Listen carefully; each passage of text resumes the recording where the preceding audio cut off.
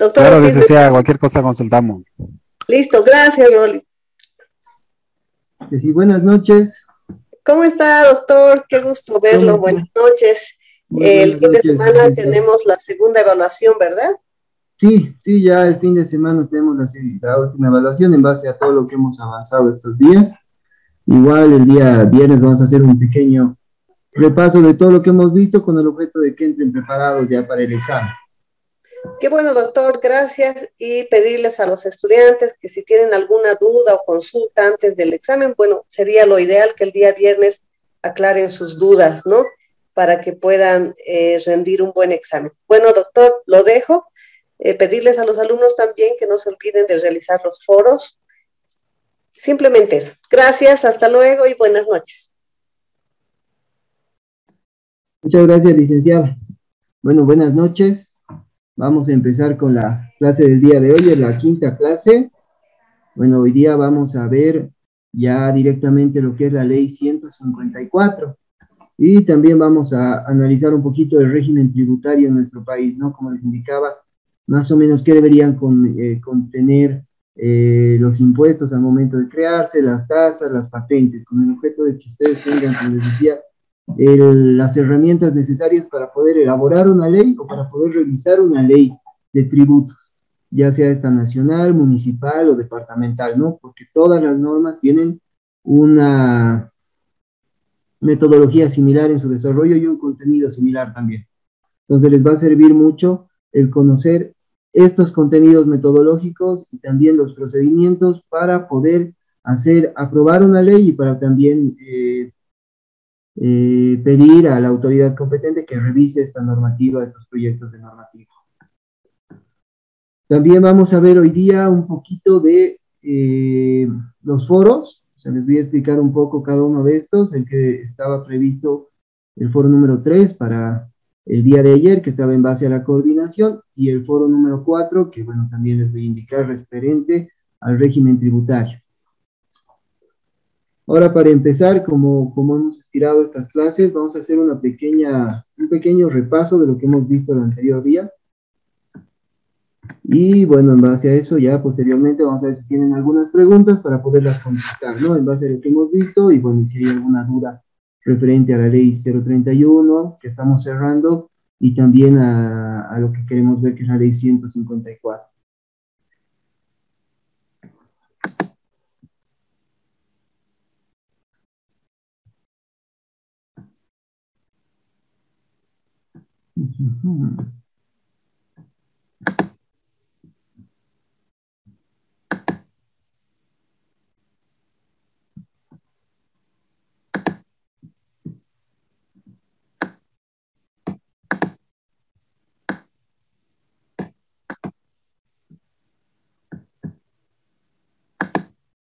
Ahora, simplemente a modo de repasar, vamos a hacer una revisión rápida del régimen, del régimen económico financiero del Estado Plurinacional de Bolivia. En primera instancia habíamos visto, esto me olvidé borrar, disculpen, los mecanismos de coordinación. Esto es importante que lo revisemos ahora porque está ligado al foro número 3, vinculado a qué tan relevante es el principio de coordinación para ustedes. En este marco les decía que el principio de coordinación es un elemento fundamental para el desarrollo de las autonomías y de las competencias establecidas por la Constitución. Es decir, en el marco del principio de coordinación vamos a permitir que los distintos niveles de gobierno puedan ejercer de manera adecuada sus competencias y en base a estas competencias puedan satisfacer las necesidades de la población. Entonces, para eso tenemos algunos mecanismos de coordinación que era, bueno, el Consejo Nacional de Autonomías como el máximo ente de coordinación, considerando que en este consejo participan todos los niveles de gobierno. Luego, el Servicio Estatal de Autonomía como una instancia técnica. Esta instancia técnica se va a encargar de brindar criterios referentes a el ejercicio de la autonomía y también al ejercicio e implementación de las competencias asignadas a los distintos niveles de gobierno. Esta instancia técnica también es importante considerar de que tiene varios estudios. O sea, si ustedes en algún momento están interesados en conocer más respecto al régimen autonómico y competencial en nuestro país, pueden revisar su página web y ahí van a encontrar bastante información referente al régimen autonómico. Y también se va a poder ver la normativa. Por ejemplo, eso es algo que yo lo utilizo mucho para hacer mis investigaciones. En esta plataforma del Servicio Estatal de Autonomía se encuentran las normativas que han sido registradas de los distintos niveles de gobierno. Es decir, si ustedes están interesados en conocer leyes del gobierno autónomo municipal del Alto, entran a la página del Servicio Estatal de Autonomías y ahí van a poder encontrarlas. No están todas, pero sí se puede utilizar como un referente para que ustedes puedan visibilizar si es que hay alguna normativa que esté enmarcada en sus investigaciones, proyectos o en el trabajo que realicen. También hay cursos virtuales ahí donde ustedes van a poder desarrollar más a profundidad lo que es la autonomía, lo que son los acuerdos y convenios intergubernativos. Por otro lado, otro mecanismo de coordinación es la planificación, y esto en base de la ley 777, que es el Sistema de Planificación Integral del Estado, el famoso SPIE. Este sistema de planificación integral del Estado tiene por objeto armonizar todas las políticas públicas de los distintos niveles de gobierno. Es decir, va a velar de que las normativas o las políticas públicas emitidas por el nivel central estén acordes a la planificación realizada por el departamento y por el municipio. Entonces, trata de dar una armonía entre todas las políticas públicas de los distintos niveles de gobierno. Luego tenemos, los consejos de coordinación sectorial, que están vinculados a consejos específicos, pero en un sector. Es decir, puede ser en transporte, en salud, en niñez, en adulto mayor, donde van a tomar decisiones relevantes para poder mejorar la implementación de las competencias y la autonomía, pero vinculado a un sector específico. Y los acuerdos y convenios intergubernativos, que les decía, es un instrumento que les va a ser muy útil, especialmente a los que vayan a ver temas gubernamentales, donde estos acuerdos van a permitir de que se realice una coordinación más fácil y más segura, porque como les decía, estos acuerdos tienen una lógica de generar obligaciones recíprocas, ya sea como un contrato, si lo quieren ver así, donde las partes tienen la obligación de cumplir todas las responsabilidades que se están marcando en este documento. Entonces, estos vendrían a ser los mecanismos e instrumentos que se utilizan para coordinar a nivel nacional y subnacional. Con estos instrumentos vamos a facilitar el ejercicio de las competencias y la implementación de la autonomía como tal. Luego, simplemente como concepto, el acuerdo y convenio intergubernativo, que es el instrumento más importante en este momento, viene a ser un convenio por el cual se va a poder ejercitar de manera coordinada las competencias que han sido asignadas a los distintos niveles de gobierno, ya sean competencias exclusivas, concurrentes o compartidas, y en el caso de las privativas, cuando estén vinculadas a la transferencia de recursos. Y por otro lado, también sirve para la implementación conjunta de planes, programas o proyectos, es decir, la determinación de obligaciones recíprocas o responsabilidades para los distintos niveles de gobierno que formen parte del acuerdo o convenio intergubernativo. Estas partes van a tener obligaciones claramente definidas, lo cual va a viabilizar la ejecución de proyectos, ya sean de gran envergadura o pueden ser proyectos pequeños, ¿no? Sin embargo, esto va a viabilizar de que se realice una mejor gestión del gobierno a través de la ejecución de tal vez planes, programas o proyectos más grandes que puedan ser ejecutados por más de una entidad territorial autónoma. Como les decía también, a modo de aclaración, tenemos causales para poder ejecutar, suscribir estos convenios intergubernativos, que son 4. La primera, que va a ser ejecutar planes, programas o proyectos de manera concurrente, es decir, de manera determinando obligaciones recíprocas entre las partes, para transferir recursos o bienes, para delegar competencias y para conciliar los conflictos competenciales. Por ahora, solo tenemos estas 4 causales establecidas por la ley que regula los acuerdos y convenios intergubernativos, que es la ley 492. Luego vimos un poco de lo que es el régimen económico-financiero de los gobiernos autónomos. Ahí les decía que el régimen económico-financiero va a ser entendido como el conjunto de principios y disposiciones legales para la administración de recursos de las entidades territoriales autónomas que viabilice el ejercicio de sus competencias. Entonces, en el marco de este régimen económico-financiero que está establecido en la Ley 031, es eso lo que busca, ¿no? Ese conjunto, el definir este régimen normativo y el conjunto de principios para administrar recursos de las entidades territoriales autónomas. Ahora, igual nos especifica algunos lineamientos generales que tenemos que considerar al momento de administrar los recursos. Por un lado, la sostenibilidad financiera, que viene a ser la posibilidad de garantizar que las entidades territoriales autónomas den esta sostenibilidad en la prestación de un determinado servicio. Luego, la autonomía económica financiera, que está vinculada a la utilización de los recursos para poder generar nuevos recursos y también administrarlos de manera adecuada sin la intervención de otro nivel de gobierno. Luego tenemos la equidad con solidaridad entre todas las autonomías para la distribución más equitativa de los recursos. Como les decía, lo importante es de que se vele por la satisfacción de toda la población, no solamente de un grupo etario o de un grupo vulnerable. Luego tenemos la coordinación constructiva y lealtad institucional, que viene a ser de que, como les decía, el principio de coordinación es muy relevante para poder administrar de manera adecuada los recursos. Y por último, la asignación de recursos suficientes. Es decir, de esta manera tenemos que velar de que al momento de que se administre los recursos o se elabore una ley o un decreto, un reglamento, se asignen los recursos que sean suficientes, porque si hacemos una ley en la cual no se determinen claramente cuáles son los recursos que han sido asignados para su ejecución, esa ley no se va a cumplir. Entonces sí es importante que se considere siempre la asignación de recursos como una obligación del gobierno autónomo o del nivel central del Estado para poder ejecutar las normativas que se aprueben.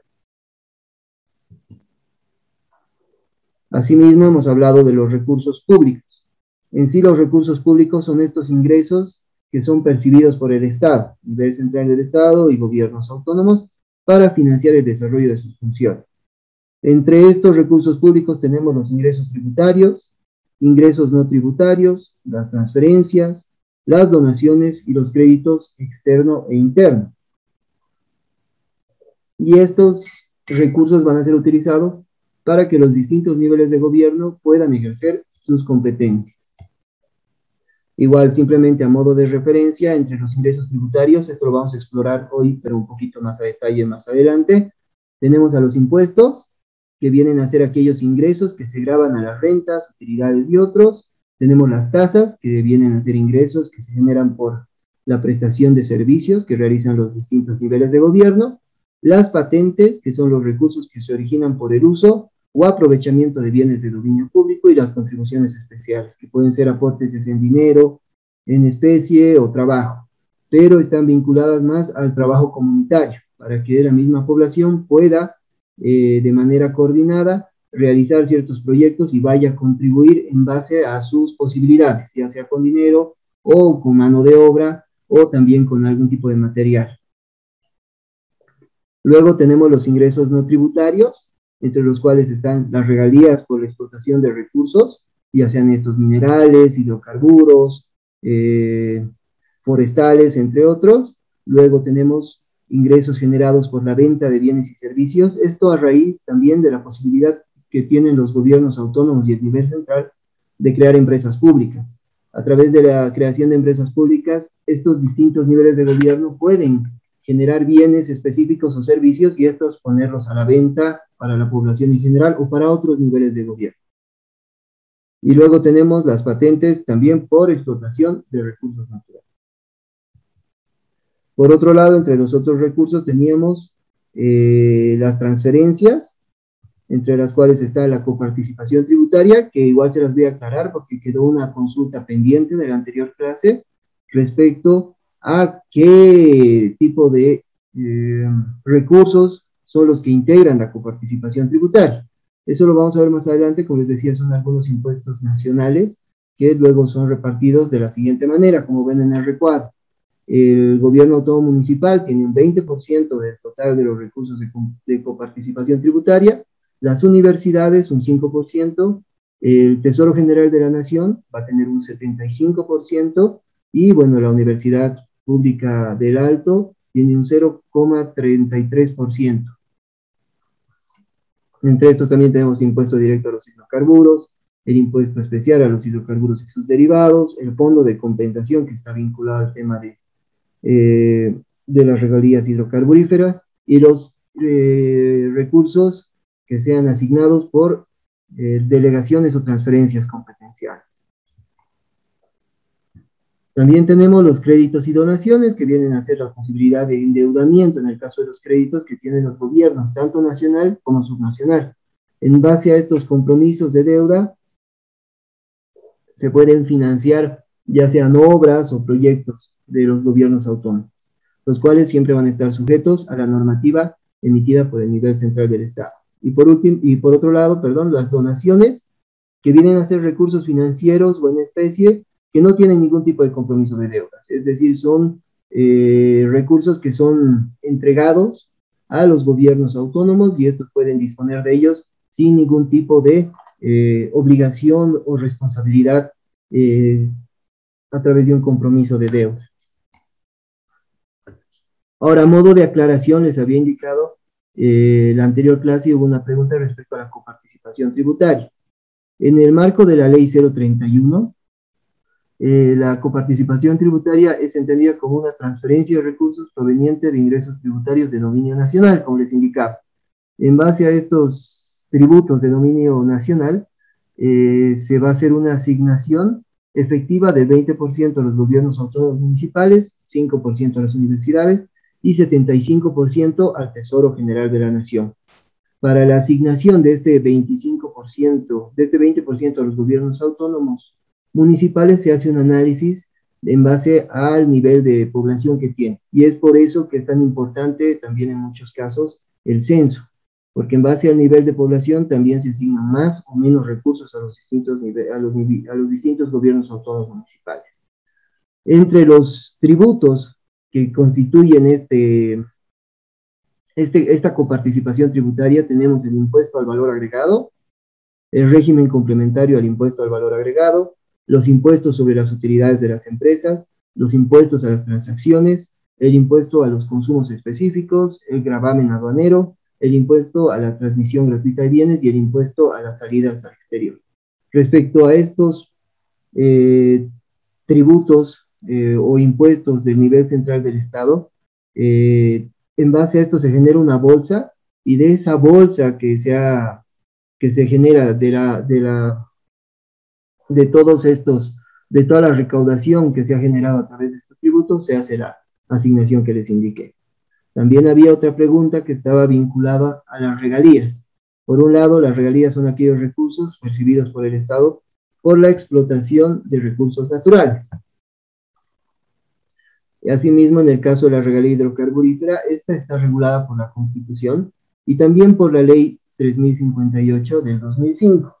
Estos recursos que son provenientes de la producción departamental fiscalizada de hidrocarburos. Y esta va a ser asignada, como les decía, en un 11% de las regalías departamentales para los gobiernos productores, y en un 1% de una regalía compensatoria departamental para los gobiernos autónomos que no son productores de hidrocarburos.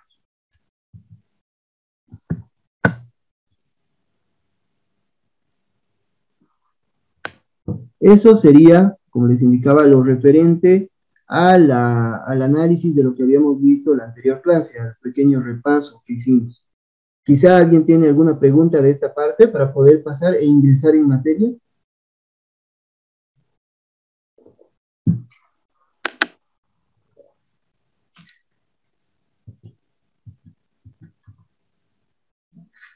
Perfecto, entonces ahora les voy a mostrar la estructura de la ley 154.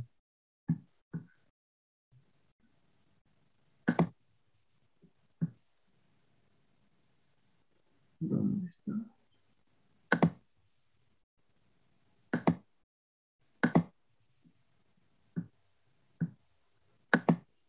La ley 154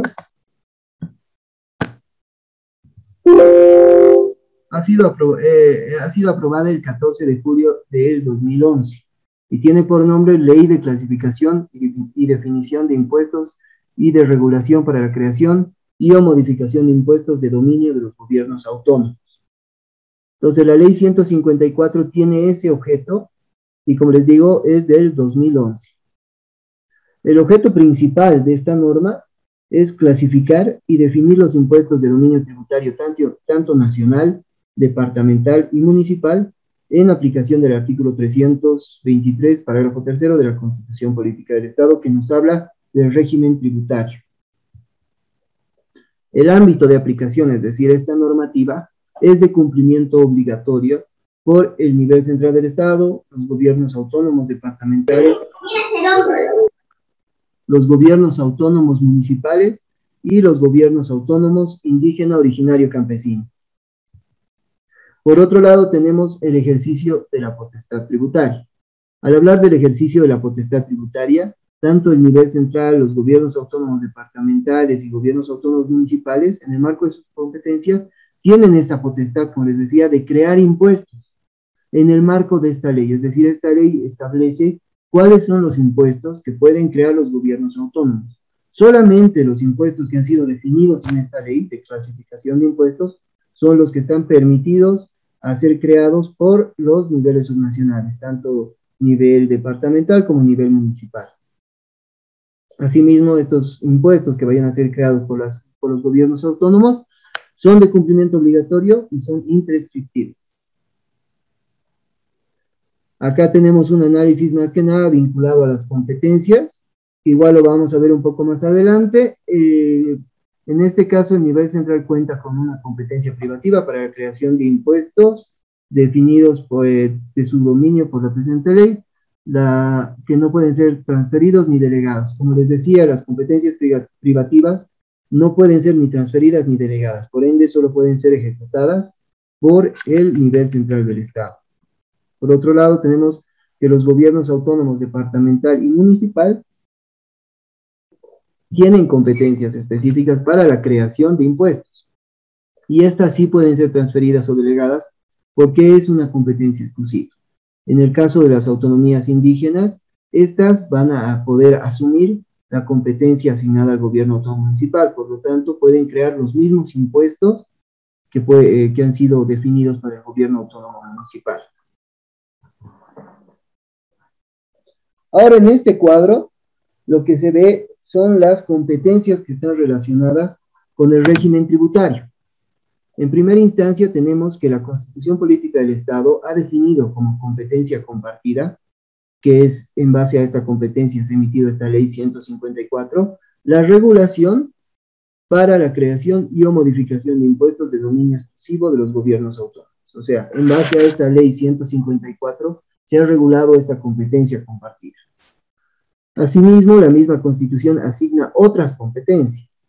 Una competencia privativa, que es del nivel central del Estado, que está establecida en el artículo 298 de la Constitución, donde se establece que que el nivel central tiene la posibilidad de crear impuestos, tasas y contribuciones especiales. Por otro lado, tenemos competencias exclusivas que han sido asignadas a los demás niveles de gobierno, en el caso de los gobiernos autónomos departamentales, que igual tienen la competencia exclusiva para crear impuestos, tasas y contribuciones especiales. Esto está establecido en el artículo 300, numerales 22 y 23 del parágrafo primero de la Constitución Política del Estado. En el caso de los gobiernos autónomos municipales, tenemos también en el artículo 302 de la Constitución, en los numerales 19 y 20, parágrafo primero, la posibilidad de crear impuestos, tasas, patentes y contribuciones especiales. Como ven, en el caso del municipio tiene adicionalmente a los impuestos, tasas y contribuciones especiales la posibilidad de crear patentes por la utilización de bienes de dominio público.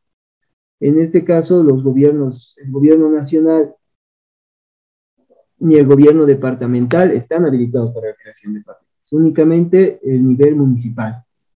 Y por otro lado, los gobiernos autónomos, que del mismo modo que el gobierno autónomo municipal pueden crear los mismos impuestos que los gobiernos municipales, tasas, patentes y contribuciones especiales, considerando de que los gobiernos autónomos indígena, originario, campesinos tienen la obligación de asumir las competencias que han sido asignadas a los gobiernos autónomos municipales.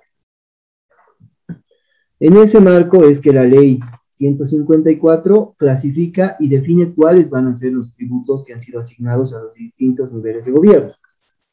Eso lo vamos a ver enseguida. Por otro lado, tenemos que esta ley 154 establece cuáles van a ser los dominios y señala que van a existir un dominio, impuestos de dominio nacional, van a existir impuestos de dominio departamental e impuestos de dominio municipal. Al hablar de los impuestos de dominio nacional, tenemos que son de dominio tributario privativo del nivel central del Estado, con carácter enunciativo y no limitativo, los impuestos que tengan los siguientes hechos generadores. Esto es lo que hace referencia a la ley 154, pero como dice la norma, simplemente es de carácter enunciativo. Sin embargo, lo que establece la ley 154 no limita al nivel central del Estado la posibilidad de que cree otro tipo de impuestos.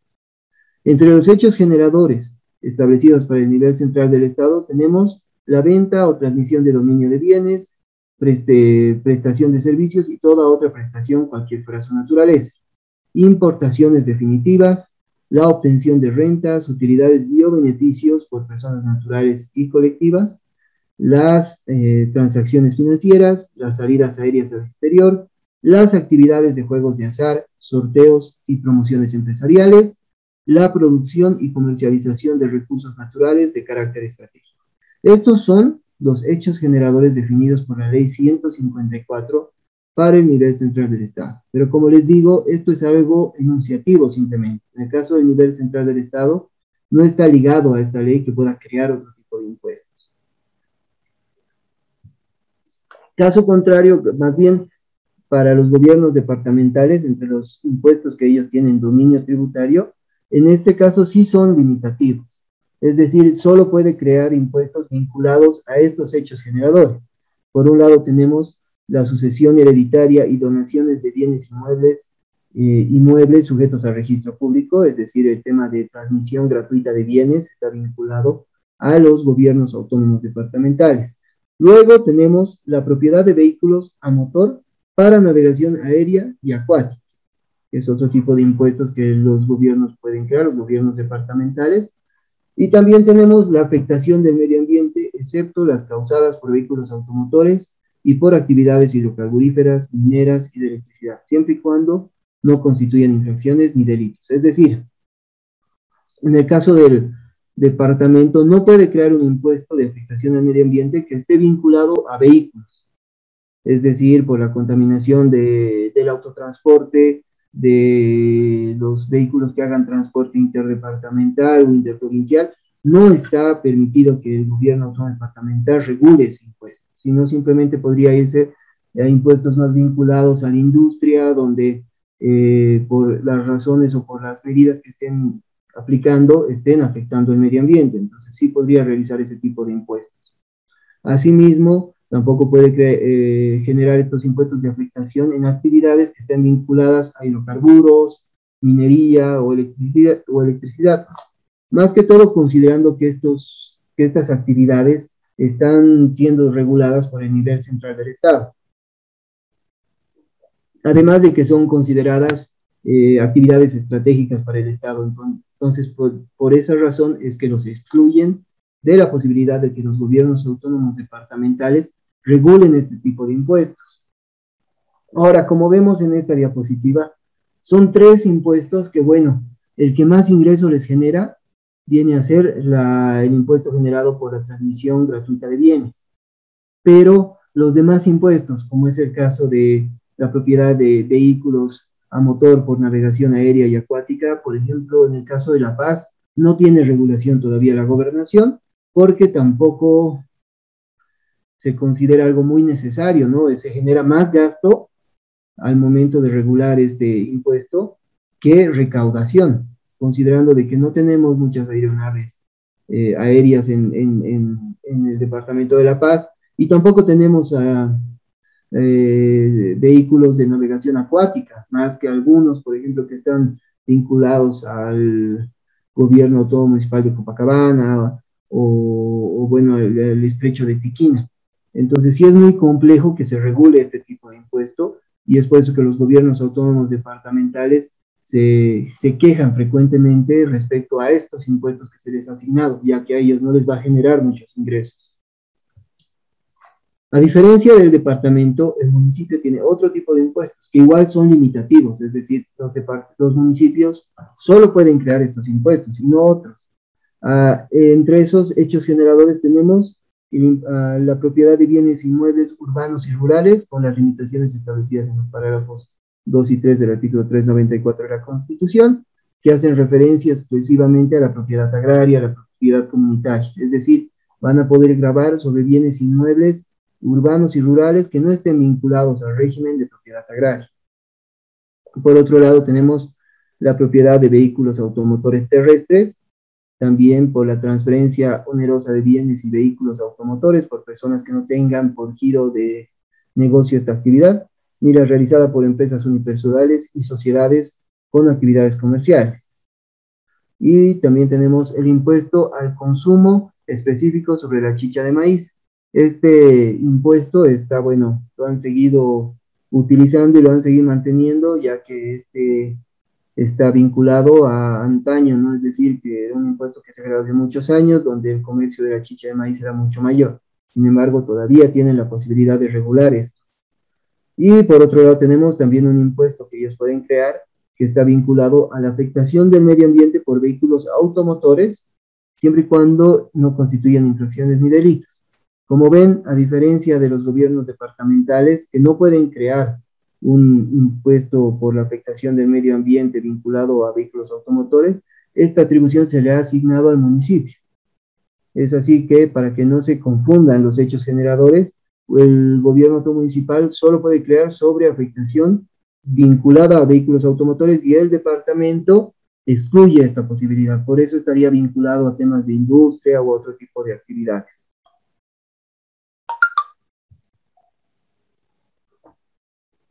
Hasta esta parte hemos visto los hechos generadores que han sido establecidos por la ley 154. Ahora, a momento de poder regular estos hechos generadores o estos dominios tributarios que han sido asignados, se ha establecido un procedimiento o una regulación para la creación de estos impuestos. Es decir, la ley 154, además de determinar cuál es el dominio tributario de cada nivel de gobierno, establece cómo es que debería regularse esta normativa. Por un lado, establece de que todo impuesto o tributo que se vaya a crear en general tiene que estar enmarcado en los siguientes principios. Entre estos tenemos la capacidad económica de sus contribuyentes, es decir, todo impuesto que se vaya a crear tiene que velar porque la capacidad económica de sus contribuyentes sea respetada, es decir, no vamos a cobrar un impuesto que sea excesivamente alto, donde los contribuyentes, en vez de poder pagar ese impuesto, se les va a generar un daño mayor al del aporte que pueden realizar y por ende tampoco se va a cumplir el pago de ese impuesto, ¿no? Y solo va a ser un perjuicio. Entonces, siempre al momento de crear un tributo, se tiene que velar por la capacidad económica. Por otro lado, tenemos la igualdad. Es decir, al momento de crear un tributo, tenemos que ver de que este pueda ser aplicado de forma igualitaria entre toda la población, que no sea aplicado de una manera a un sector específico, que sea, por ejemplo, de un sector enriquecido y de la misma manera tendría que ser aplicado para la población que esté en un área que tenga menores recursos. Entonces, ahí debe velarse por la igualdad de todos los contribuyentes. También tenemos que ver la progresividad. En muchos casos se puede crear un tributo, pero este tributo va a ser cumplido de forma progresiva, es decir, primero van a empezar a cumplir las empresas, por ejemplo, un impuesto vinculado a las empresas, ¿no? Primero empezarían a contribuir las empresas que tengan un capital mayor a $1 millón. Luego van a empezar a cumplir las empresas que tengan un capital menor a $500,000. Entonces se puede generar una progresividad en el cumplimiento de los impuestos con el objeto de que estos puedan ser cumplidos por la población en general. Luego, la proporcionalidad, es decir, que sean proporcionales tanto el impuesto como al valor, por ejemplo, al momento de pagar el impuesto a los bienes, este impuesto tiene que ser proporcional a las posibilidades de la población, es decir, si el impuesto o la alícuota de este impuesto va a ser un porcentaje muy alto, un 5, un 10%, esto va a ser inviable la posibilidad de pagar, porque estaríamos generando una excesiva onerosidad en este impuesto. Entonces, tendría que ser proporcional de la misma manera que la capacidad económica, de velar por la capacidad económica, tiene que ser proporcional a las capacidades de la población. Es muy similar a este otro principio. Luego tenemos la transparencia.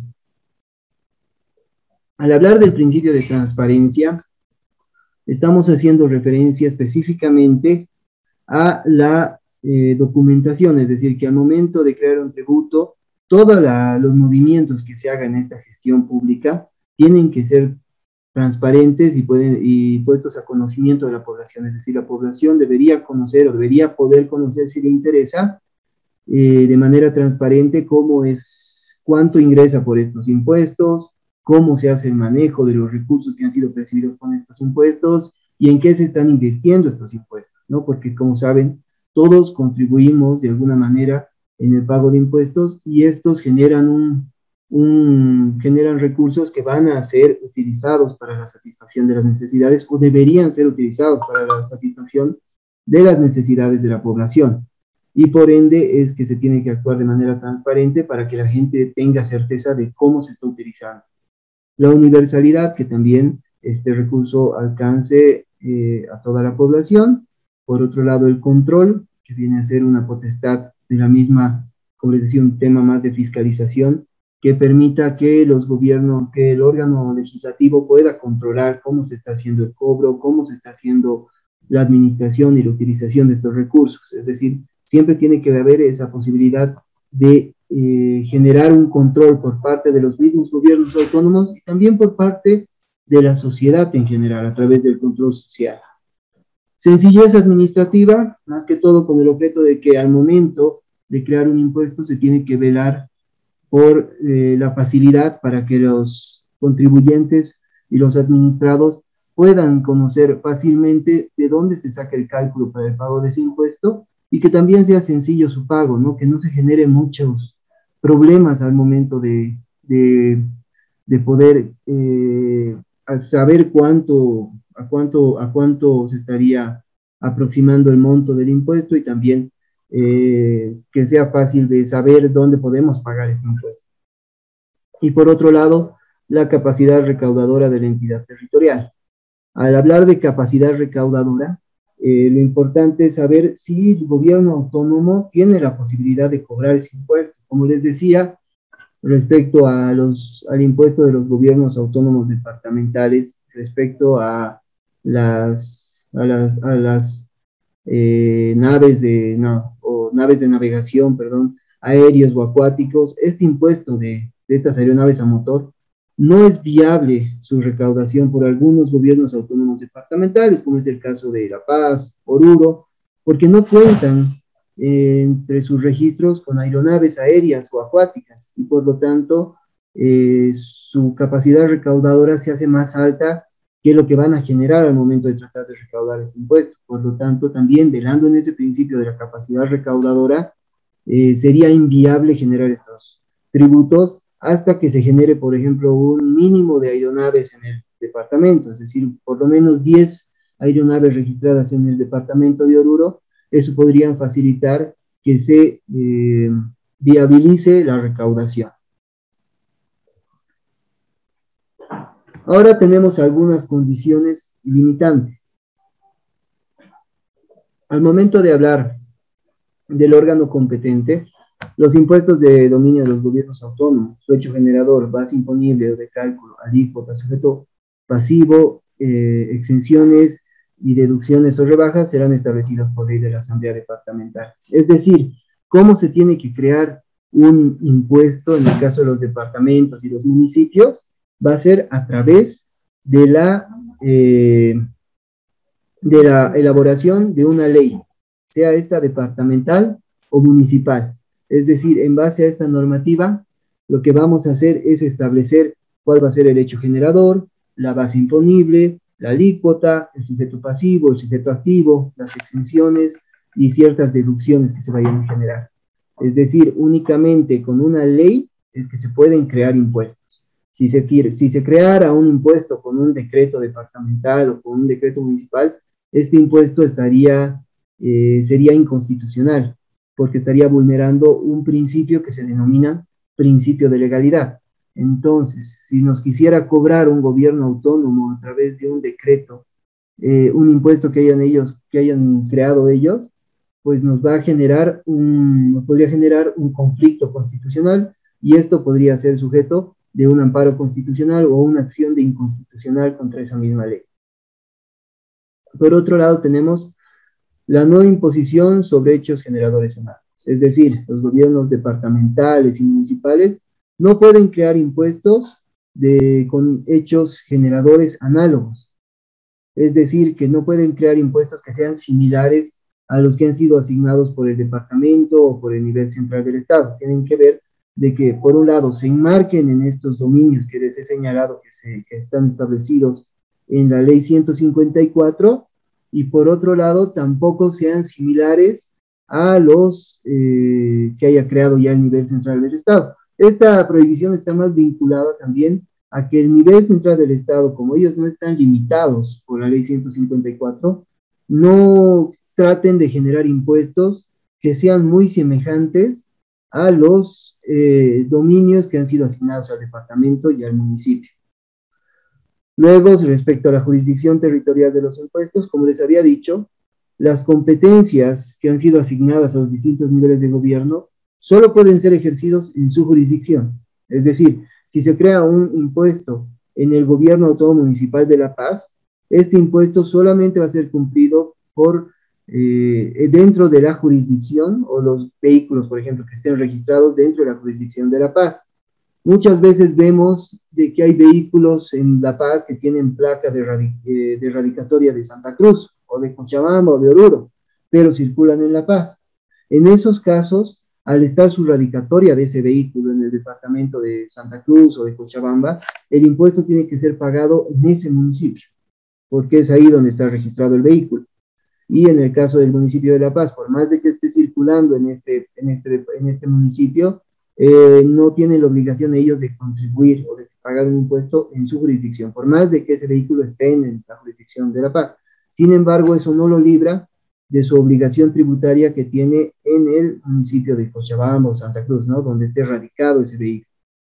Y por otro lado tenemos la no obstaculización, es decir, los gobiernos departamentales y municipales no podrán crear impuestos que obstaculicen la libre circulación o el establecimiento de personas, bienes, servicios o actividades. Este punto está muy vinculado a las sanciones también que se generan por el incumplimiento de impuestos. Por ejemplo, ha habido la intención del gobierno autónomo municipal de Santa Cruz de generar una prohibición en caso de que haya un incumplimiento del pago del impuesto por la propiedad de vehículos automotores. Se ha señalado o quería generar ellos la prohibición de que les vendan combustible, es decir, de que ellos no puedan cargar combustible en las estaciones de servicio en base al BESISA. Sin embargo, este proyecto y estas negociaciones no ha llegado a un fin específico porque en sí los gobiernos autónomos, porque la autoridad de la Agencia Nacional de Hidrocarburos, la Agencia Nacional de Hidrocarburos ha establecido que no era posible porque esto estaría restringiendo de alguna manera la libre circulación y la posibilidad de que ellos utilicen su vehículo, entonces le estaría restringiendo derechos. Entonces los impuestos, si bien se van a poder generar multas, moras, pero tampoco tendría que vincular a que este impuesto les restrinja ciertos derechos que estén vinculados a la utilización de sus bienes o la libre circulación. También tenemos, por un lado, los privilegios y el trato discriminatorio. Es decir, los gobiernos autónomos no podrán establecer impuestos que generen dentro de su jurisdicción territorial privilegios para sus residentes o tratamientos discriminatorios a personas que no lo son.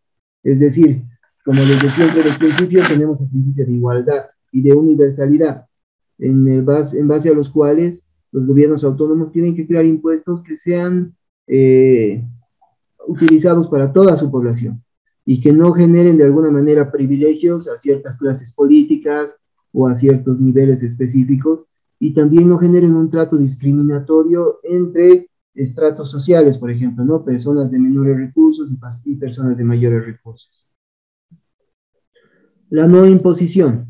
Hablamos de que los gobiernos autónomos en la creación y establecimiento de impuestos sobre la propiedad, su transferencia o la sucesión a cualquier título, deben prever que los bienes inmuebles sujetos al registro del Estado, las misiones diplomáticas y consulares acreditadas del país, así como los gobiernos, las organizaciones internacionales, no estén alcanzadas por estos trabajos.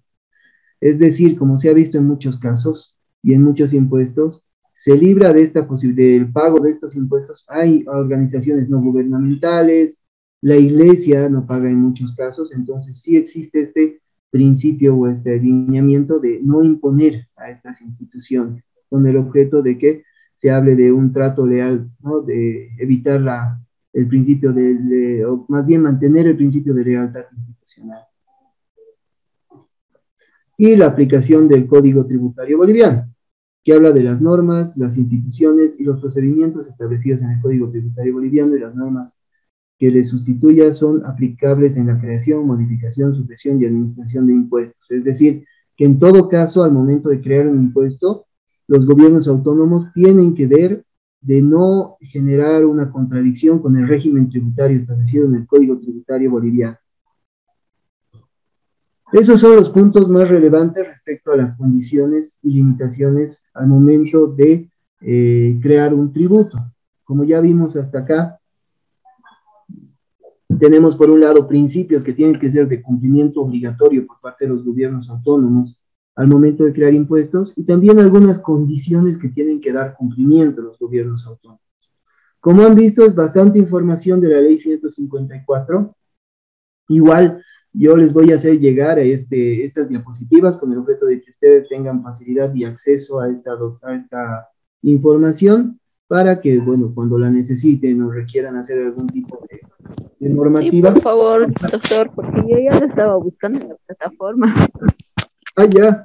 No hay problema. Sí, a veces con los videos no es tan fácil, ¿no? De estar buscando el lugar específico donde hemos hablado de un tema, sino más bien a través de la diapositiva se van a ubicar más fácil. Entonces yo lo voy a agrupar, todas las clases que hemos tenido, la información que hemos visto, y se las voy a pasar le voy a pasar, sino a la licenciada Karen, para que ella les pase a su grupo correspondiente. Ahora, como les decía, tenemos requisitos para elaborar un proyecto de ley. Como indicábamos, en base al principio de legalidad, solamente a través de una ley se pueden crear impuestos, ya sean estos impuestos de dominio nacional, departamental o municipal. Entonces, para eso se tiene que generar un proyecto de ley. Y este proyecto de ley, en todos los casos, tanto nacional como subnacional, tiene que contar con algunos requisitos indispensables. El primero, que va a ser el cumplimiento de los principios y condiciones establecidas en la ley, como habíamos visto hace un momento, es decir, que se cumplan todos los principios o se enmarquen la mayoría de los principios establecidos, y también que considere las condiciones y limitaciones señaladas anteriormente. Y por otro lado, también de cumplimiento a la estructura tributaria, es decir, el Código Tributario Boliviano establece cuál va a ser la estructura de los tributos, sean estos impuestos, tasas, patentes o contribuciones especiales. Y para eso, todo proyecto de ley, todo impuesto que quiera ser creado, tiene que contar con un hecho generador, una base imponible o de cálculo, una alícuota o tasa, una liquidación o determinación, un sujeto pasivo, y en base a eso se va a poder, y algunas excepciones si son necesarias, y en base a eso se va a poder establecer la creación de un tributo como tal. Sin estos dos, si hay el incumplimiento de alguno de estos requisitos, este proyecto de ley departamental va a ser observable por parte del Ministerio de Economía y Finanzas Públicas, ya que todo proyecto, como vamos a ver enseguida, después del procedimiento que se sigue para la aprobación del proyecto de ley, este va al Ministerio de Economía para que ellos revisen si hay cumplimiento de estos puntos, especialmente si se cumple con los principios, se marquen los principios en las condiciones y si tiene la estructura establecida por el Código Tributario, es decir, la estructura tributaria correspondiente. Por otro lado, tenemos, como les decía, el procedimiento para la creación del impuesto. Como primer paso, tenemos la propuesta de creación y o modificación de impuestos. Los proyectos de creación y o modificación pueden ser propuestos por iniciativa del órgano legislativo o del órgano ejecutivo, es decir, un impuesto en base a los dominios que hemos visto, pueden ser propuestos ya sea esta por el órgano legislativo o por el órgano ejecutivo, indistintamente. También puede existir que los ciudadanos o las ciudadanas puedan presentar sus proyectos de normativa. Y estos van a ser analizados igualmente. Es decir, la iniciativa ciudadana existe para poder presentar este tipo de proyectos, como también puede ser a iniciativa del órgano legislativo o deliberativo o ejecutivo, perdón, de los gobiernos subnacionales. Luego, una vez que se haya hecho esta propuesta, ya se tenga una base de proyecto de ley para la creación de un impuesto, lo que se va a hacer es una gestión de la propuesta. Es decir, toda propuesta de creación y o modificación de impuestos será canalizada a través del órgano ejecutivo. Previa evaluación y justificación técnica, económica y legal, remitirá la propuesta a la Asamblea. Es decir, que una vez que se tenga el proyecto de ley, tiene que ser analizado por el órgano ejecutivo, considerando de que este va a ser el órgano que se va a encargar de ejecutar el cobro de este impuesto y por lo tanto tiene que ser de su conocimiento para ver si es viable económica y técnicamente. Y una vez que se haya hecho ese análisis, pasaría a la propuesta como proyecto de ley, ya con un informe técnico correspondiente del órgano ejecutivo, para que éste pueda analizar, para que la Asamblea Legislativa pueda analizar si se enmarca o no en los principios que habíamos visto y también en la estructura correspondiente.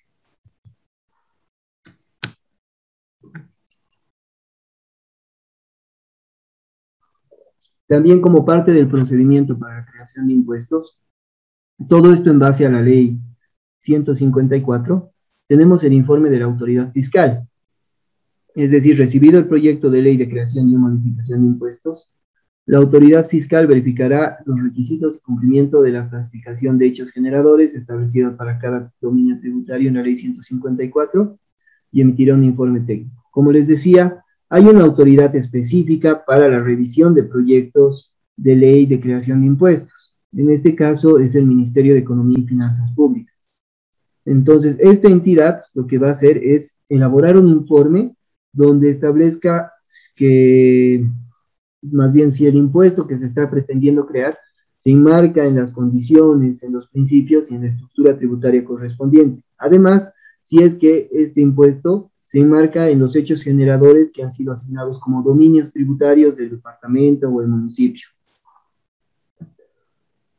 Por otra parte, la parte del informe técnico referida al cumplimiento de la clasificación de hechos generadores establecida para cada dominio tributario en la presente ley y los límites establecidos en el parágrafo cuarto del artículo 323 de la ley será favorable o desfavorable. Es decir, en base a este análisis, a este informe, se va a definir si existe observaciones y si estas pueden ser subsanadas o no. Lo que se va a hacer es emitir un informe donde señale si el proyecto es favorable o de alguna manera es desfavorable al momento de su aprobación. En caso de que sea desfavorable, este va a ir con observaciones, las cuales van a poder ser subsanadas por los gobiernos autónomos, para que en un plazo de 30 días aproximadamente, ellos puedan resolver estas subsanaciones y estas puedan ser sujetas a aprobación nuevamente, es decir, a revisión por parte del Ministerio de Economía y Finanzas Públicas para ver que se enmarque en los principios tributarios y la estructura tributaria correspondiente y en los dominios establecidos para cada nivel de gobierno. Para dicho efecto, el Ministerio de Economía y Finanzas Públicas tiene un plazo de 30 días hábiles, es decir, se le remite el proyecto de ley donde se establece el impuesto a crear, y esta autoridad fiscal, o el Ministerio de Economía, va a emitir su informe, como les decía, máximo 30 días. 30 días hábiles están más o menos vinculados a mes y medio, ¿no? Son como 45 días calendario aproximadamente. Por otro lado, tenemos, como les indicaba ya, el tratamiento del proyecto de ley. Una vez que se tenga este informe que les estaba señalando, ya sea una vez que se lo tenga un informe favorable, los gobiernos autónomos van a proceder a su tratamiento para aprobar el proyecto de ley. Es decir, si es que existe el visto bueno y la favorabilidad por parte del Ministerio de Economía, este proyecto ya puede pasar a la Asamblea Legislativa nuevamente para que este sea revisado y pueda ser aprobado también por el órgano legislativo y bueno, pueda entrar en vigencia dicha ley. La administración tributaria de los gobiernos departamentales, municipal e indígena administrará los impuestos de su competencia a través de la unidad administrativa dependiente de su órgano ejecutivo de acuerdo a las facultades. Es decir, una vez aprobado el proyecto de ley por parte del órgano legislativo de los gobiernos autónomos, este va a pasar al órgano ejecutivo que a través de su administración tributaria va a empezar a cobrar el tributo y administrar ese tributo como tal. Acá simplemente hacer una aclaración que está vinculada a la autoridad fiscal que les decía, esta competencia recae en el Ministerio de Economía y Finanzas Públicas. Ellos son los que tienen la competencia para poder emitir el informe técnico tanto para la creación como para la modificación de impuestos. Además, este Ministerio de Economía y Finanzas Públicas, en el marco de la Ley 154, tiene la atribución de coordinar y armonizar las cargas impositivas propuestas por los gobiernos autónomos y también administrar el Sistema Nacional de Información Tributaria, es decir, manejar un registro que viabilice contar con toda la normativa vinculada a tributos de los distintos niveles de gobierno. Entonces ellos tienen un sistema de información respecto a los tributos que estarían cobrando los distintos niveles de gobierno.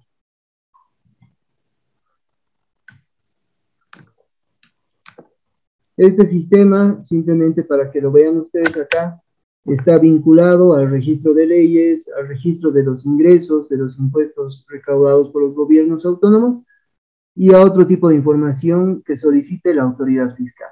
Eso hace referencia a este Sistema Nacional de Información Tributaria que maneja el Ministerio de Economía y Finanzas Públicas. Como ven hasta esta parte, lo que hemos visto es el contenido de la Ley 154. En sí, lo que les he resumido es todo lo que señala la ley y cómo debería aplicarse. O sea, simplemente la ley nos habla de principios tributarios, pero aquí los hemos tratado de desglosar. También nos muestra de que se tiene que marcar en la estructura tributaria, que también le hemos visto cuál es la estructura, que tengan con hecho generador, que establezcan el sujeto activo, el sujeto pasivo, o la alícuota, y algunas excepciones al pago del tributo. Entonces, la ley 154 nos da esos procedimientos que deben ser cumplidos por los distintos niveles de gobierno al momento de crear o modificar un impuesto como tal. Hasta este punto, ya que como les digo, esta información se las voy a pasar. Esta es la parte que nos faltaba para poder conocer qué es lo que se tiene, qué es lo que contiene la ley 154. Ahora vamos a entrar un poquito a ver lo que es la parte práctica de cómo crear un tributo. Sin embargo, antes de pasar a esa parte, no sé si tienen quizá alguna consulta. Omar.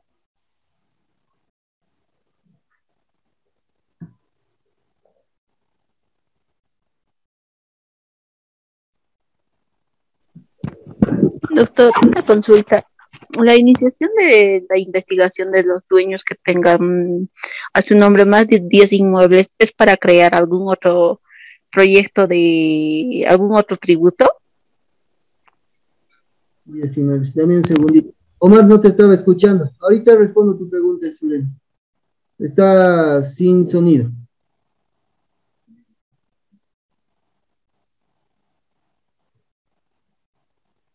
Sí, habilitarlo tu micrófono, por favor.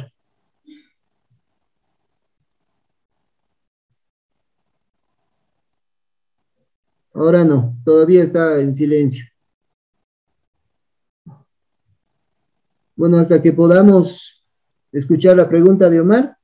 Bueno, respecto a esto de la creación de la investigación de 10 inmuebles, bueno, más que nada está vinculado a un nuevo impuesto que ha sido creado por el nivel central del Estado. Este impuesto ha sido creado en esta gestión, ¿no? En base, bueno, ha sido propuesto la anterior, la gestión pasada y ha sido creado en esta gestión con el objeto de conocer las fortunas de las personas, ¿no? En general, y en base a esto, es decir, a la investigación de las fortunas, no siempre hay 10 inmuebles, sino pueden ser más de 10 inmuebles o menos de 10 inmuebles que van a llegar al monto específico. En este momento no tengo claro este monto porque, bueno, este impuesto es nuevo, sí lo leí, pero no recuerdo exactamente, o sea, es un monto, creo que son 30 millones de bolivianos o algo así, que va a ser cobrado por los bienes que estén inscritos para una persona en específico. Es decir, si yo tuviera registrado a mi nombre 5 inmuebles que cada uno tenga valor de 10 millones de bolivianos, ya generaría el monto específico de 30 millones, lo cual me obligaría a pagar este impuesto. Es por eso que se ha establecido la necesidad de hacer un registro de las fortunas. Es decir, en base a este registro de los bienes que se tiene, se va a determinar si la persona está obligada a pagar este impuesto o no. Es un impuesto creado por el nivel central del Estado, pero está vinculado más que nada a la cantidad de recursos que tiene esta persona, ¿no? Considerando sus activos y sus pasivos. Hola, doctor. Sí, ahora sí. Sí, estaba bloqueada, no sé por qué. Sí, era, en esa misma línea era la consulta. Lo que sucede es que cuando hablaban de 10 inmuebles, puede ser uno, digamos, que tenga un terreno de 500 metros cuadrados y en esos 500 metros cuadrados uno haya construido, qué sé yo, un edificio, una pequeña vivienda de unas 3 plantas y ahí tenga unos 6 apartamentos, más 6 garajes, más 5 bauleras, y en la división que uno hace, en la división vertical, se registra como si cada uno fuera un inmueble. Entonces sería como si uno tuviera 16, 17 inmuebles y no es correcto que pueda entrar ahí, o sea, porque es una pequeña construcción que uno la va a ir a vender. O sea, los más afectados serían las personas que tienen a su nombre y lo van a vender, y más aún con esta pandemia que muchas empresas se han quedado sin poder vender, ¿no? O sea, no lo veo eso desde ese punto de vista que lo juzguen desde... Uno tendría 16 inmuebles, pero no es así. Uno es un garaje, otro garaje, una baulera. Eso me refería. No lo veo desde ese punto lógico. Sí, no, exactamente. O sea, al momento de hablar de la cantidad de inmuebles, tienen que velarse estas cosas también. O sea, muchas veces, y lo bueno, lo positivo de este impuesto, no hay algo, creo, positivo, pero hay algo que puede rescatar y liberar estas responsabilidades, es que está ligado a personas naturales y no así a empresas. Por ejemplo, una empresa puede tener registrado fácilmente 9 o 10 sucursales, ¿no? Puede tener una empresa, por ejemplo, no sé, Sobose. Sobose tiene una planta en Santa Cruz, tiene una oficina en La Paz, tiene varias oficinas en todos los departamentos y ahí fácilmente llega a esa cantidad de inmuebles. Pero en ese caso estaría excluido. También en el caso de estas personas, obviamente no hay un trato que los libre. Por ejemplo, si hay una persona natural que ha construido un edificio y que por el tema de la pandemia tenga problemas de vender sus bienes, porque aquí en La Paz se ve mucho, también en todo el país, ¿no? Porque se está construyendo mucho. Se ve de que hay personas que han construido edificios y que, bueno, no los han podido vender porque el crédito en los bancos se ha dificultado mucho. Mucha gente tenía el tema de la vivienda social, que al momento de tratar ese crédito los han desvinculado de su trabajo y ya no tiene la posibilidad de sacar ese crédito y se quedan colgados. Entonces sí, si es que esta empresa o sea, esta persona que tiene los bienes inmuebles ha tomado la previsión correspondiente de no registrarlos a su nombre, sino al nombre de la constructora, va a evitar ese problema. Pero si los ha registrado todos a su nombre y están registrados como bienes inmuebles de Juan Pérez, ahí tenemos el problema, de que va a aparecer de que todos estos bienes inmuebles son de su propiedad, y eso le va a generar un monto bastante alto, es decir, este monto va a superar el límite que se ha establecido para el pago de este impuesto, y por lo tanto va a tener que pagar. Entonces, sí, las empresas, al momento de elaborar y de prever el pago de estos impuestos, tienen que también analizar la posibilidad de asegurarse, ¿no? Como les digo, siempre hay algunas salidas. En el caso de este nuevo impuesto, si es que los bienes que tenemos registrados no son de utilización personal, deberían estar registrados a nombre de la empresa para que no sean parte de nuestro patrimonio y no nos cobren por esos bienes como si fueran una fortuna, si no son bienes que están vinculados simplemente a una empresa, ¿no? Entonces sí es importante tomar esas previsiones al momento de ver cuántos bienes tenemos o de hacer el registro de nuestros bienes como tal. Doctor, pero yo hoy día estaba viendo en el titular del periódico de La Patria, donde el presidente del CIM está solicitando a Derechos Reales del Consejo de Magistratura hacer llegar un informe actualizado hasta este diciembre de este año sobre los propietarios de los inmuebles. Entonces, esto sería otro impuesto muy aparte a los impuestos a las grandes fortunas. Porque las grandes fortunas ya han pagado este año, creo que hasta en abril me parece, pagaron. Sí. Pero ahora esto sería un nuevo impuesto. La verdad a mí ya me tiene susceptible, porque al final... Y por eso hoy día estaba leyendo y me ha sorprendido, la verdad. Sí, o sea, yo lo que he entendido de esta noticia, no lo he leído a fondo, pero sí está más vinculado a que la gente tenía que hacer el registro de sus bienes y el registrar sus fortunas. Y la gente no lo ha hecho, o sea, ha habido un escaso registro. Es decir, ha habido bastante gente consciente que ha dicho, bueno, yo tengo tantos bienes y por lo tanto conscientemente voy a pagar. O con el objeto de liberarse de ese bien para que no le sigan una investigación, también ha registrado sus bienes para evitar multas y también para de alguna manera evitar susceptibilidades con el Estado.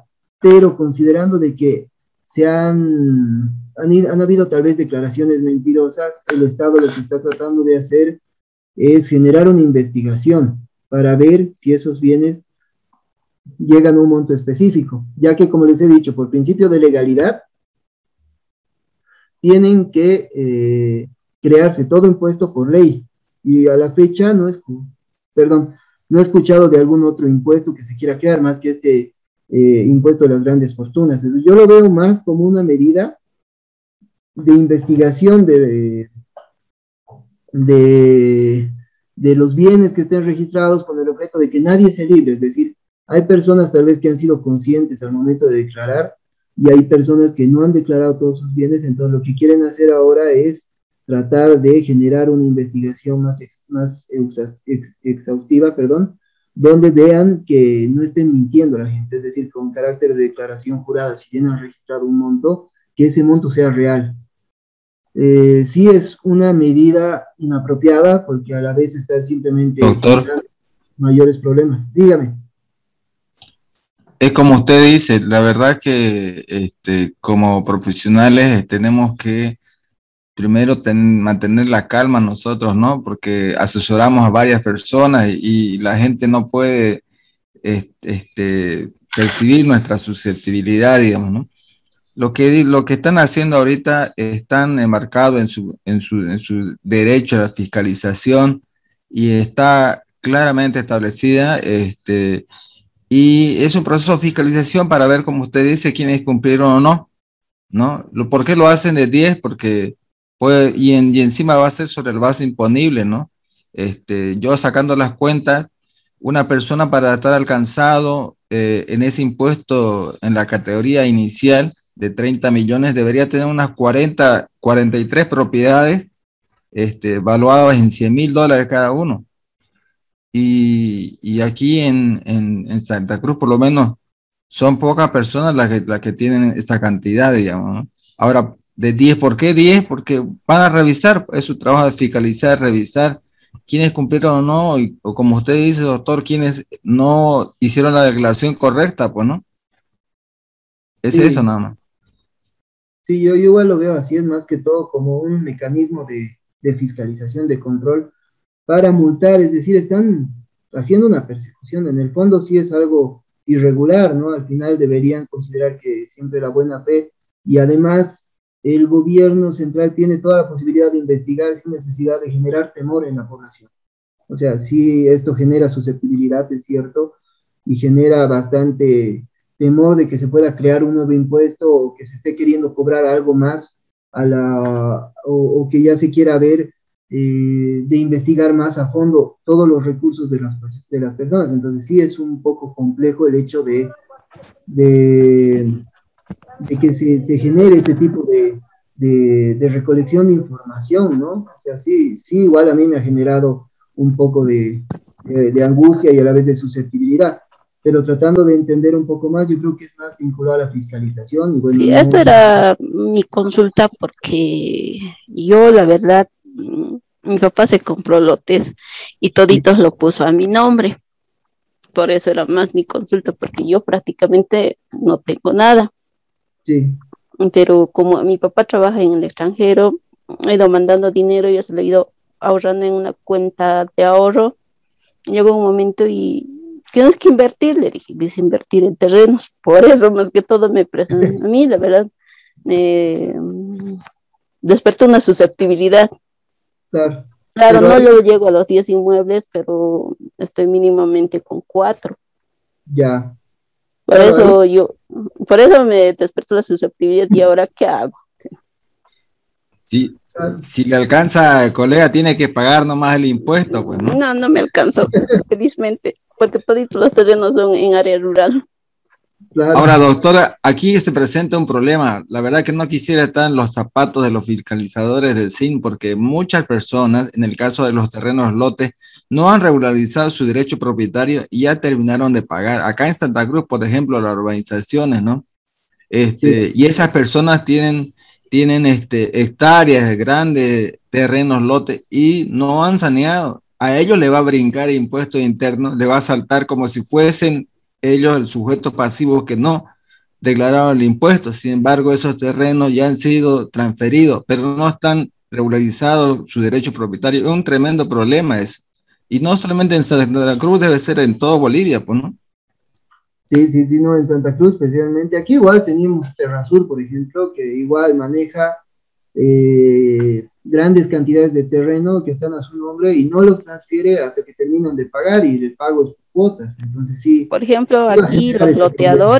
los loteadores tienen más de 20 terrenos. Un solo Normal, loteador agarra y empiezan a lotear, les empiezan a cobrar. sí, ese Ahí es un también problema. está. Pero también tienen que considerar acá de que si bien tienen el registro de 10 inmuebles, el valor de cada inmueble no es el mismo. Es decir, por tener 10 bienes inmuebles no va a valer, como decía Omar, o sea, nosotros podemos tener un edificio, un terreno solamente de 500 metros cuadrados y este terreno de 500 metros cuadrados que ahí lo hayamos edificado. Ahí con un terreno ya podemos llegar al monte, pero hay terrenos como su caso, Zulema, donde no hay ningún tipo de construcción y por lo tanto el valor de ese terreno no es el mismo que de un inmueble que tenga ya una construcción. Entonces, al momento de hacer una investigación en base a la cantidad de inmuebles, no se va a saber si esa persona tiene que pagar el impuesto que ha sido creado por las grandes fortunas.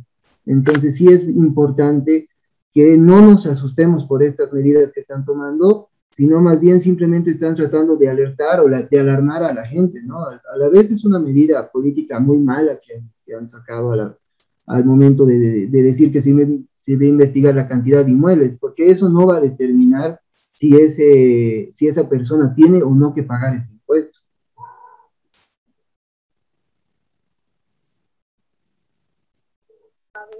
En este caso, entonces, mi jefe tendría que decirle para que un poco se libere de los impuestos que ponga a nombre de la empresa, porque de él sí debe estar alcanzado, porque tiene aquí en Oruro, a ver, en la zona central 3, en Sucre tiene un edificio, entonces imagino que está alcanzado de él. O sea, si el bien inmueble es de la empresa, lo más recomendable es que esté el nombre de la empresa. O sea, al final este bien inmueble está engordando su fortuna. Sin embargo, ese bien inmueble no está siendo utilizado por él, o sea, es un bien que está siendo utilizado por la empresa.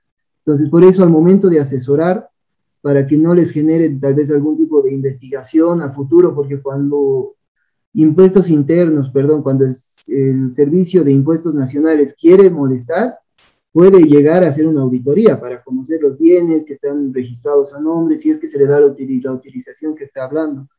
Pero sí es importante que se trate de diferenciar estos inmuebles, ¿no? Que ver esta salvedad que la misma ley establece, donde se señala de que solamente va a ser alcanzado a personas naturales y no así a personas colectivas como empresas.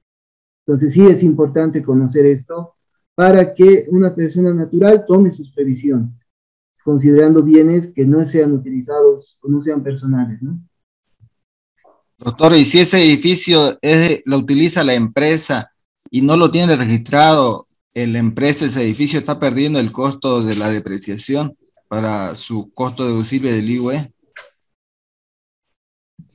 También, o sea, sí existe esa visión también, ¿no? Para favorecer a la empresa. Entonces, esos son los factores que tienen que analizar, que son principales, ¿no? En esta renta o este impuesto a las grandes fortunas.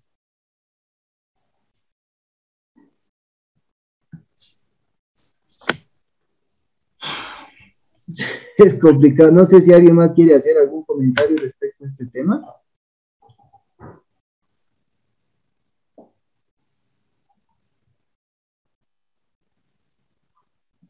Como ven, no es un tema sencillo. Sí, en su momento se ha hecho un análisis. Bueno, hasta ahora tenemos deficiencias de información referente a este impuesto a las grandes fortunas, ¿no? Que esperemos que las puedan resolver, porque por un lado la gente desconoce de que solo alcanza a personas naturales y no así a empresas, porque las empresas tienen otro tipo de obligaciones. Entonces sí es importante que veamos por un lado esa alternativa de desvincular bienes que estén vinculados a personas naturales, pero que sean de empresas, y por otro lado también tomar las previsiones correspondientes al momento de hacer nuestras declaraciones. Si cumplimos con la declaración señalando de que el monto del inmueble es menor, no va a tener dónde fiscalizar o controlar el Servicio de Impuestos Nacionales para podernos hacer un cobro irregular, ¿no? Entonces sí es importante tener la capacidad de conocer bien este impuesto, ¿no? A las grandes fortunas. No está en el tema, no está vinculado a la materia que estamos viendo, pero podríamos tener un análisis el día viernes, o sea, unos 5 o 10 minutos respecto al hecho generador, las salvedades, las excepciones de este impuesto. Si gustan, lo podemos analizar un poquito más a detalle. Y en base a estas nuevas noticias que han salido, cómo estarían vinculadas, ¿no? Y bueno, eso podríamos discutirlo un poquito en la siguiente clase, al inicio de la clase, ¿no? Así ustedes preparan algunas consultas, algunos puntos de vista, algunos criterios, y yo les preparo también todo esto que les digo, ¿no? Sobre el hecho generador, el sujeto pasivo, o sea, vamos a ensayar la estructura que les digo de los tributos en base al tributo de rentas. Y así todos más bien conocemos más a detalle este impuesto y, bueno, vemos los puntos más críticos también. ¿Les parece?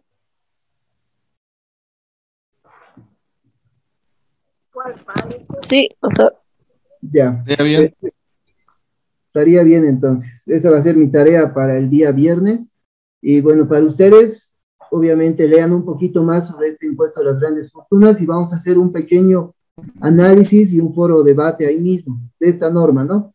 Yo les voy a explicar, para empezar, toda la estructura de la ley y del impuesto a las grandes fortunas, y en base a eso vamos a tener las discusiones y vamos a ver algunas salidas con el objeto de que si tenemos que asesorar a alguien respecto a este impuesto, tengamos toda la información necesaria.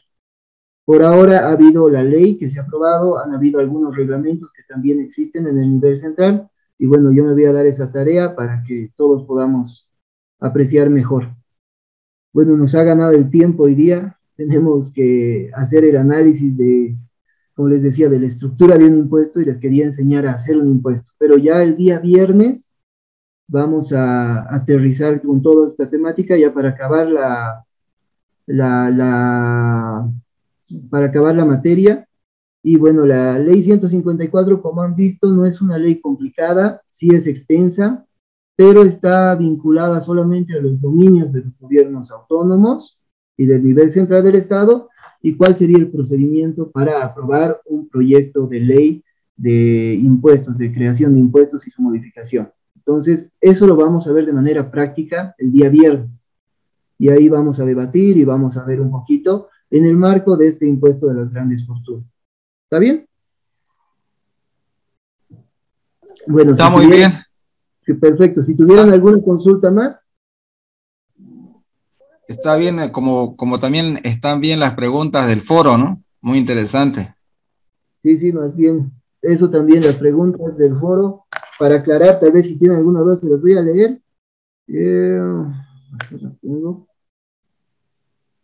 Una, como les decía, está vinculada simplemente a la coordinación, ¿no? Que ustedes nos digan, un segundo.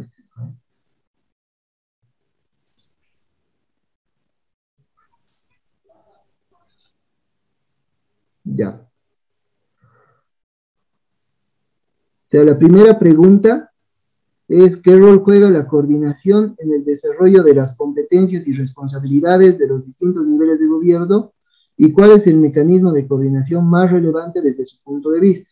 Como hemos visto, son 5 o 6 los mecanismos de coordinación, y lo que ustedes nos tienen que aclarar en base a su criterio es simplemente si creen que es necesaria la coordinación entre los distintos niveles de gobierno.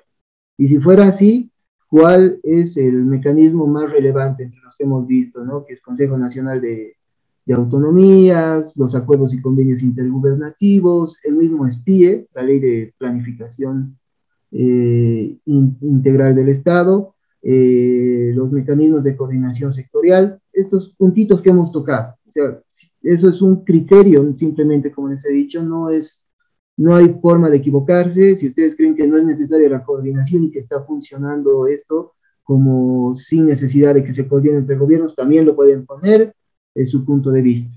Simplemente señalar por qué es tan importante la coordinación en unas simples líneas, no tiene que ser muy extenso para nada, más bien que sea corto para que sea más fácil para mí revisarlo y conocer su punto de vista.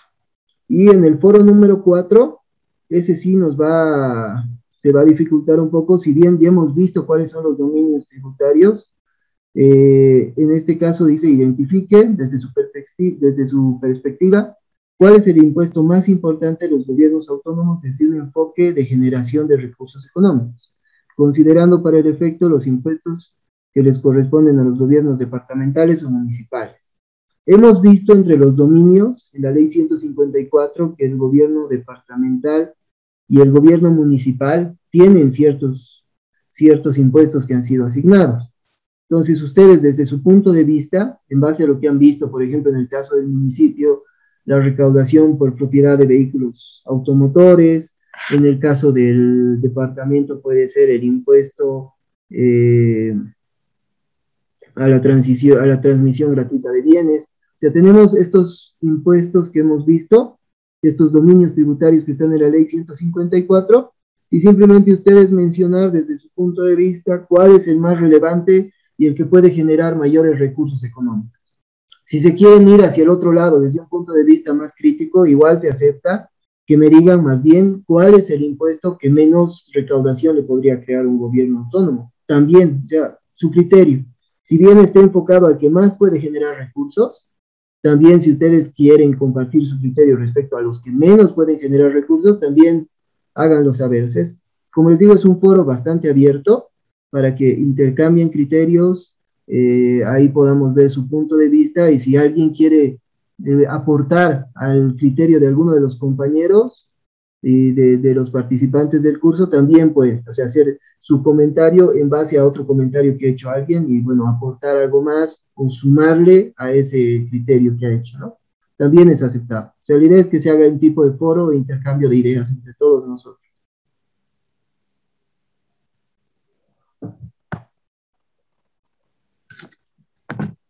Entonces, si tuvieran alguna pregunta de lo que hemos visto hoy, los escucho.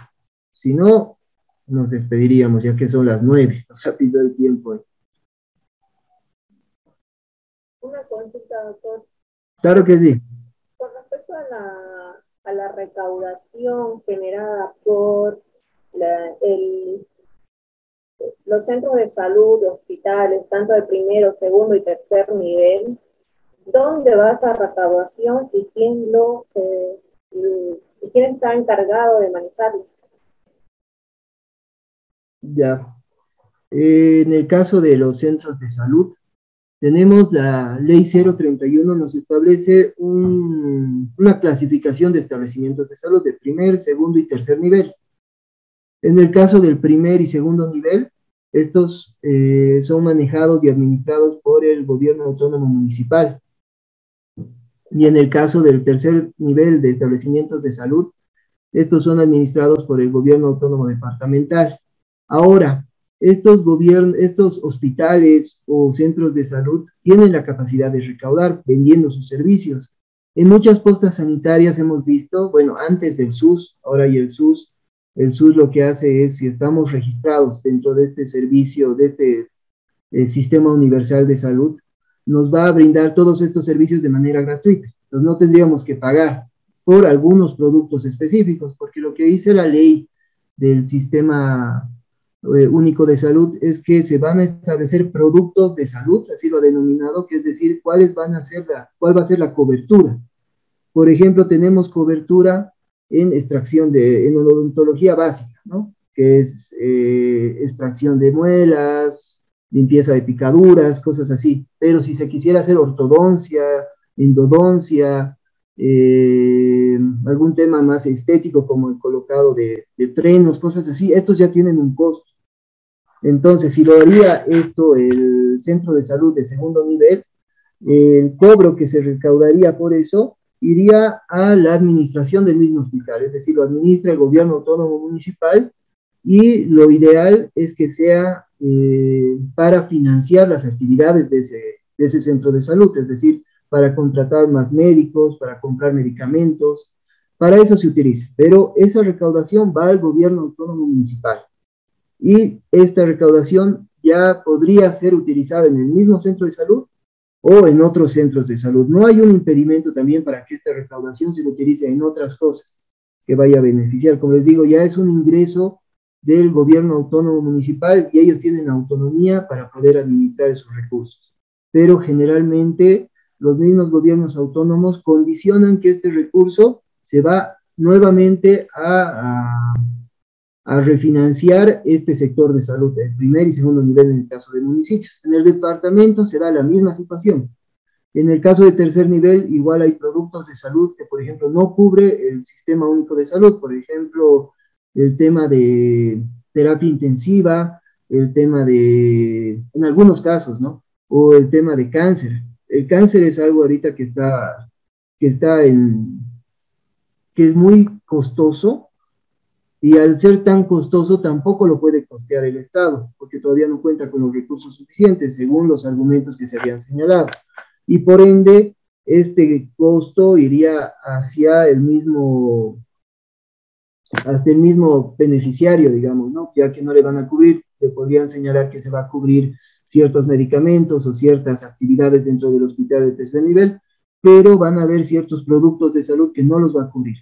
Entonces, esos productos de salud van a ser cubiertos por esta persona o por sus familiares, y lo que se recaude de esos montos adicionales que no están cubiertos por el Sistema Único de Salud van a ser reinvertidos, ya sea en este establecimiento de tercer nivel o en contratación de personal o en algún otro tipo de actividad que determine el gobierno autónomo departamental, ¿no? Entonces sí, no existe un condicionamiento muy claro respecto a estos recursos, pero generalmente, en base a algunos presupuestos que yo he revisado de gobiernos autónomos, esto lo reinvierten en el mismo establecimiento de salud. Generalmente esto lo administra, digamos, en el caso de La Paz, el Hospital Obrero genera, el Hospital de Clínicas, perdón, genera ingresos y esos ingresos lo administra el mismo hospital, ¿no? Entonces sí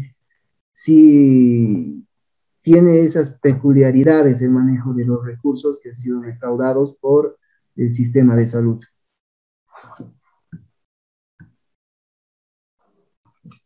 De acuerdo, gracias. Y también entonces los contratos de consultoría que tienen para los centros de salud y los hospitales tendrían que estar cubiertos por esos recursos captados, ¿verdad?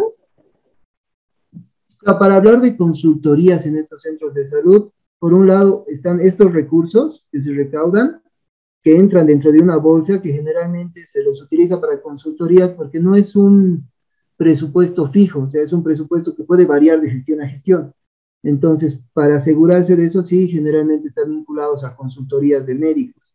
Pero también las consultorías de médicos pueden ser financiadas con recursos, con otros recursos, como por ejemplo recursos asignados por el impuesto directo a los hidrocarburos, por regalías hidrocarburíferas y por cualquier otro tipo de recurso que sea generado por los gobiernos autónomos. O sea, las consultorías en medicina no están únicamente ligadas a esos recursos que se están recaudando, sino también, como les digo, pueden ser financiadas especialmente con IDH, ¿no? Que es este impuesto directo a los hidrocarburos, entre otros.